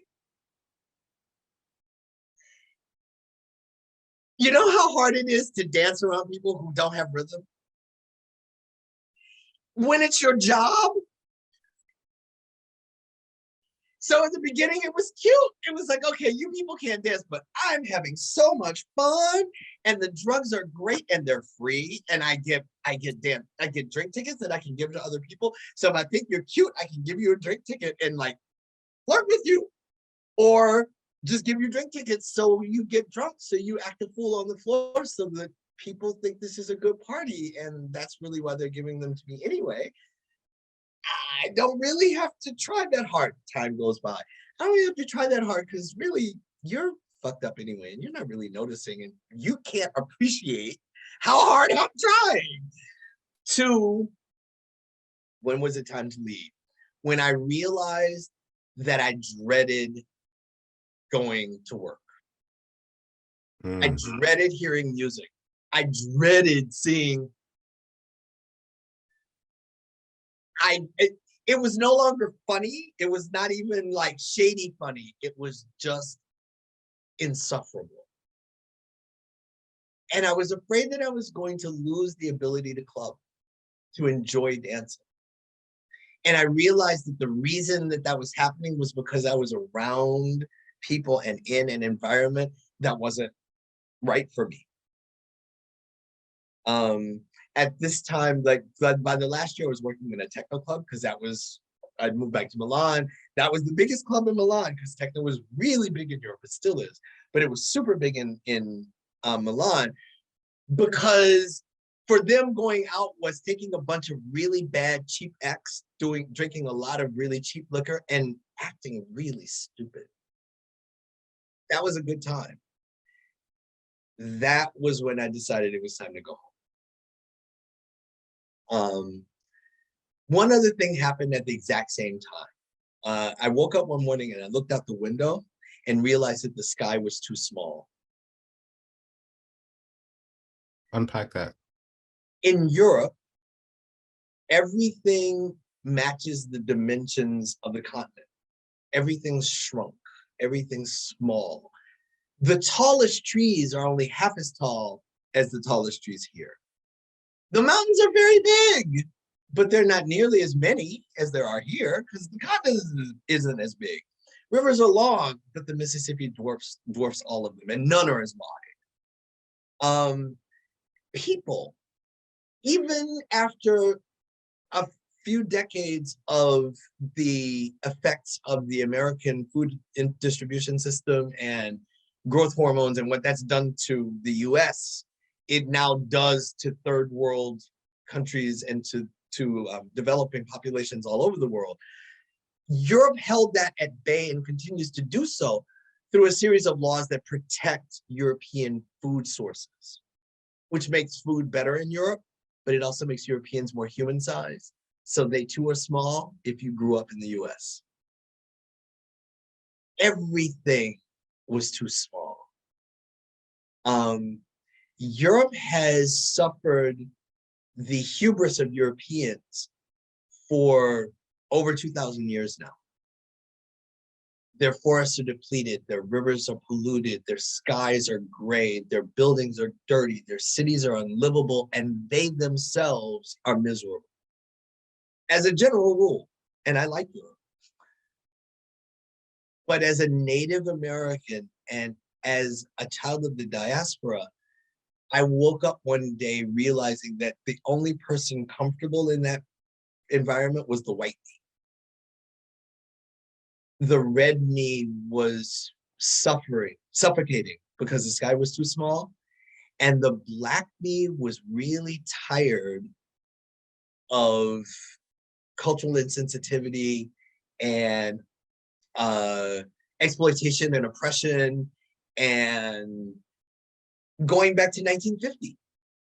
You know, being single and male and of color in Italy in the early 90s was like being the same in 1950 in Chicago. Yikes. Trying to rent your own place on the West Side.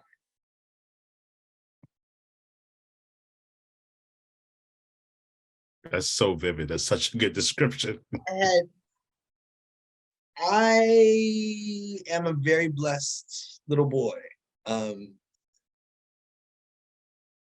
They wrote Queen Sugar about us, right? I live on land that my family has owned for over 200 years. I live on an estate that my family has always had. My mother's family goes back to 1740. But when I lived in Milan, I literally had to leave an apartment one night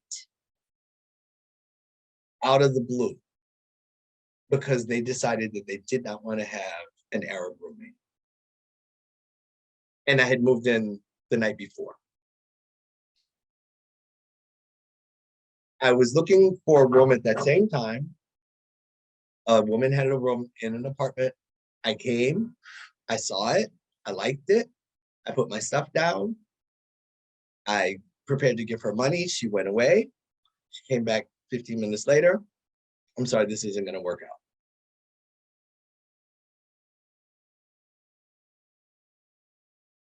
out. And the only reason it happened was because I was a single male of color. Is the only reason it happened. It is not because, I mean, all the other boxes were checked, right? I'm even American. And I can give you cash and have a job. I teach. I'm a translator. I work in the clubs. I had 3 jobs. You speak fluent Italian. Better than most Italians. At the risk of immodesty. But that wasn't enough. Because racism in Italy was so real. I used to have a lot of fun with the fascists. Oh, good idea. Here's a good example. When I lived in Milan my last year, and this was one of the things that made me know it was time to go. I went to work. To go to work, I went to the subway. As I got on the subway, there were tables set up outside the subway, and the tables were for political stuff. Now, mind you, I don't vote, right? The tables were set up by a political group called the Lega Lombarda, the Lombardian League, the Lombardy League, who were neo-fascists. An old man is sitting behind the counter. And by old, I mean like in his 70s, right? War vet. World War II war vet.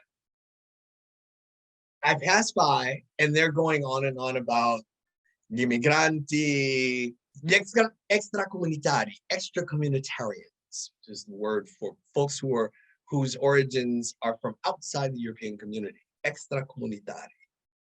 Gli extracomunitari devono andarsene via, blah, blah, blah, blah, blah.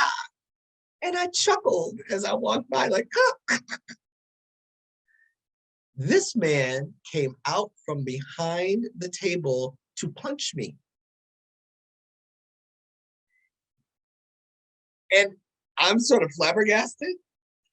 Before I could raise my hand to stop him, a young man had come from behind me. I don't know where he came from, came and parked himself between the old man and me, looked at the old man and said, "You may not touch a hair on his head. He has every right to be here, and he can laugh if he wants to." The man hit him.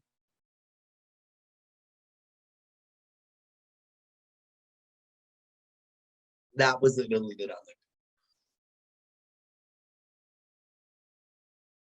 At the same time, cell phones were becoming a big deal, right? In a country where everyone still didn't have a phone because they didn't have enough phone numbers, leave it to Italians to run out of numbers, cell phones were a big deal, and they were big and they were expensive, and all the club people had them because, of course, they had money. All the club owners had them.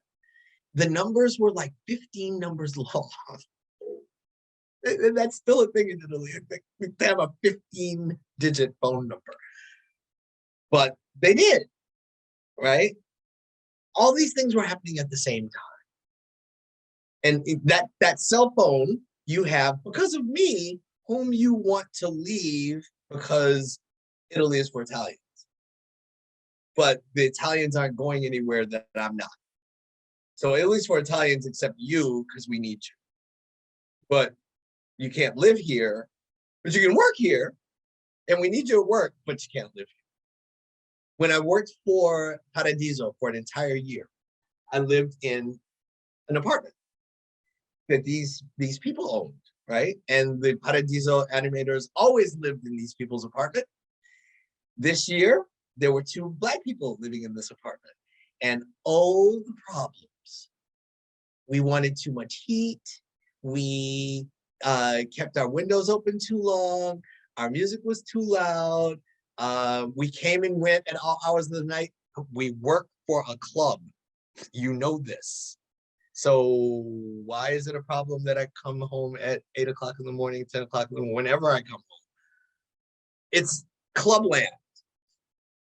Why is, oh, it's a problem because wouldn't be a problem for the others. It's just a problem for us. And that was a common issue. And now I told you about the time that I went to Venice and the people behind the counter were like, he must be one of our Eritreans.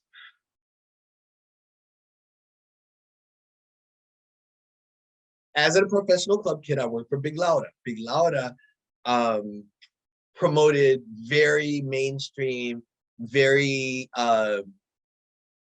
tween, young, 20s oriented parties.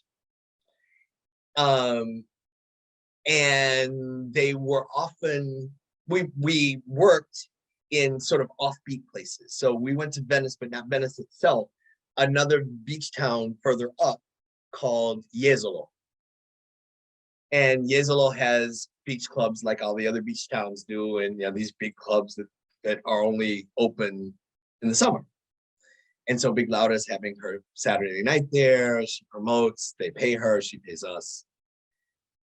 We're there during the day to get ready for the club at night. And we go to this general merchandise store, and I'm with 2 Italians and 1 African-American male from New York, who is an actual club boy, an actual houseboy, who was in fact good friends with Paris from Paris is Burning Paris.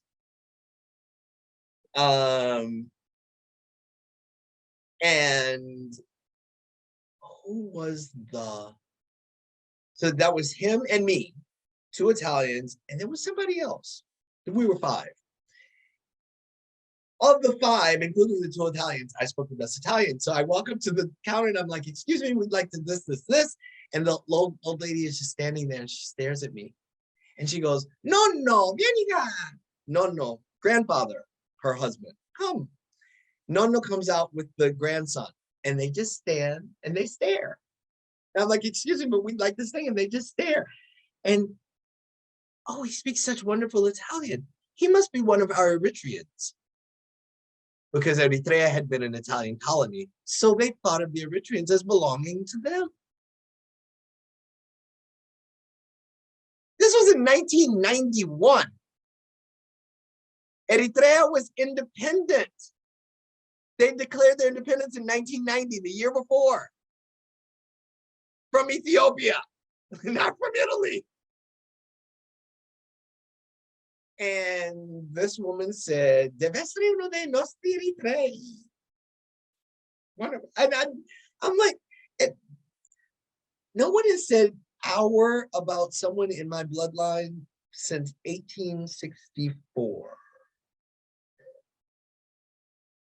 And even then it was my great-great-grandfather's father talking about his kids. So wait, oh, what?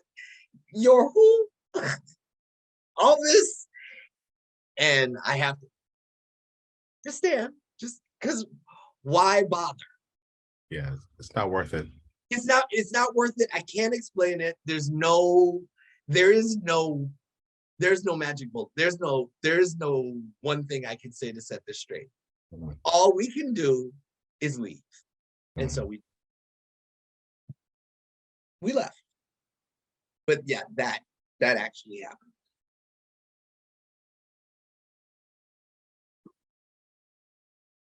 Yeah, it takes a little digestion. Last question. House Yeah. music in Louisiana, is it even worth talking about? No. And so macro level house music in Louisiana, micro level house music in New Orleans. Well, macro in Louisiana, there's no discussion. Macro in New Orleans, sadly, my experience with house in New Orleans is it's first off, New Orleans has one major problem when it comes to dance parties, and that is a severe lack of wooden dance floors. There are far too many concrete dance floors in a city where everything is made of wood. And there are plenty of venues, just not enough that will host that kind of party, right? House parties in New Orleans tend to be run by a very small group of people, and they tend to be very white, they tend to be very druggy, and they tend to be a little too fast. Sometimes they're really good, and they can be really good. There's one group of people that do or that did parties in New Orleans. They don't do so much, don't do them so much anymore. That were good and that brought good DJs in even. But again, not enough wooden dance floors, not enough people who actually dance. They like music, but they don't actually dance. And sadly,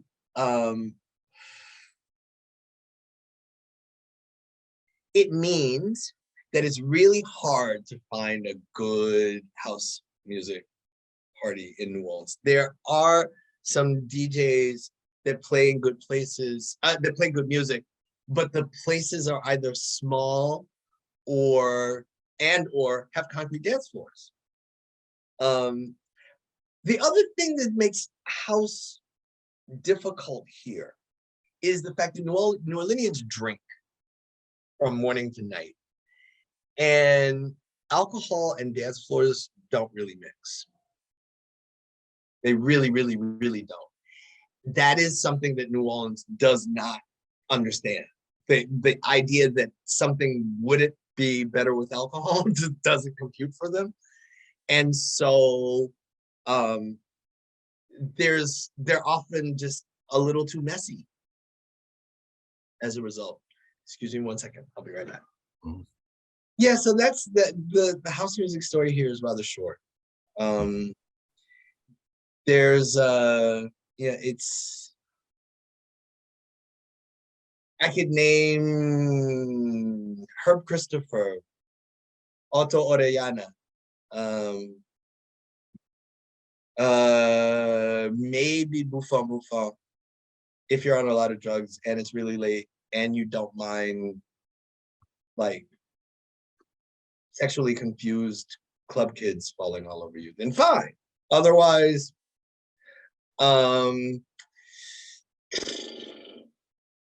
so DJ Soul Sister used to be the thing. So not house, dance classics, rare groove, disco funk, and done right, like turn you out. Problem, sound. And particularly for a New Yorker, for an old school New Yorker, sound, she's never got the right sound. And the guy that's got the sound, or Christopher, never has her. Those two never mix.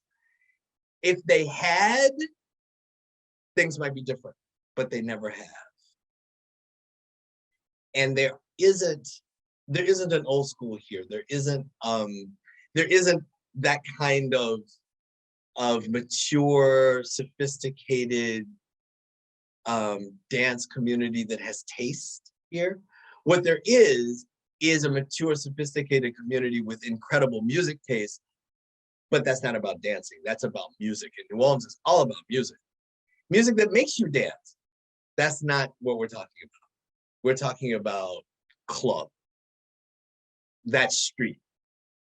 And the music is incredible in New Orleans. Live music is incredible in New Orleans. Dance parties, the drugs are better than the music. Awesome. End of story. The end. The end. Thank you so much. This was fantastic as always. Thank you for asking, Poema, and do have a pleasant day. You too. Have a good night. Thank you. Bye-bye. I'll talk to you soon. Ciao. Ciao.